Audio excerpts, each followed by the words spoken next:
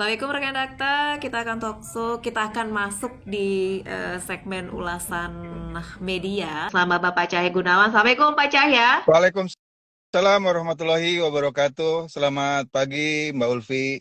Selamat pagi, sehat ya Pak? Alhamdulillah sehat walafiat, Mbak. Sehat-sehat, tentunya kita harus mungkin bangga ya memiliki presiden dan wapres terbaru. Tentunya ada menteri yang baru juga, meskipun ada wajah lama, tapi dengan komposisi yang lebih besar ini Pak. Silakan Pak Cahya.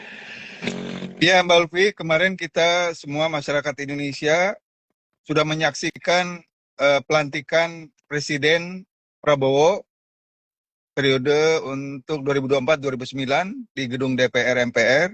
Dan tadi malam kita juga menyaksikan pengumuman dari Prabowo Subianto, jajaran kabinet yang nggak tahu ya namanya apa, tapi masyarakat menjulukinya kabinet gemoy atau kabinet yang super banyak ya. Ya, Paling tidak kalau nggak salah ada berapa ya tuh 47 atau 48 gitu ya. Belum termasuk wakil menterinya juga dan kepala badan ya. Cuma ya, yang ada beberapa menteri misalnya yang cukup mengejutkan, misalnya ajudannya Pak Prabowo ya. yaitu Mayor Teddy diangkat menjadi menteri sekretaris kabinet. Nah, tentu aja ada juga ajudan-ajudan Pak Prabowo juga yang menjadi atau tangan kanannya Pak Prabowo yang juga menjadi menteri dan wakil menteri.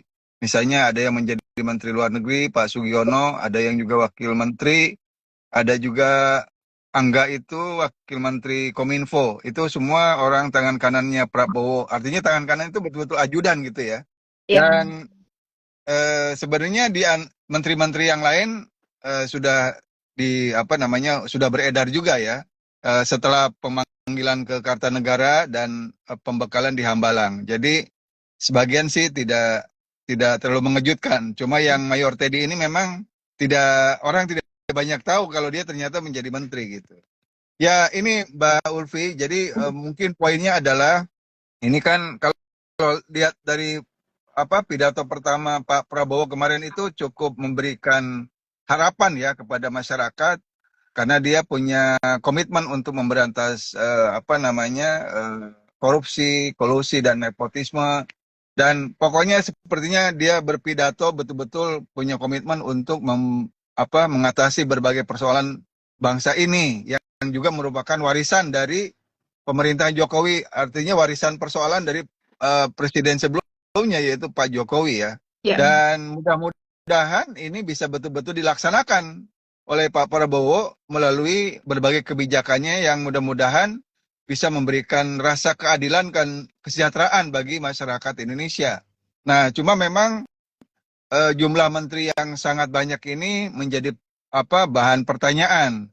Nanti tugas pokok dan fungsinya seperti apa? Karena ada banyak dipecah ya, misalnya Menteri Hukum dan HAM kan dipecah jadi Menteri HAM sendiri di bawah Pigai ya. Kemudian Menteri Kehutanan dan Lingkungan juga dipecah sekarang. Menteri Kehutanan tersendiri, Menteri Lingkungan sendiri. Juga Menteri PUPR, jadi Menteri PU-nya sendiri, Menteri Perumahan Rakyatnya sendiri. Menteri Perumahan Rakyatnya sekarang oleh Maurara Sirait Ya. yang tadi mantan kader PDIP Ya. dan wakilnya Pak Hari Hamzah, dari Partai Gelora.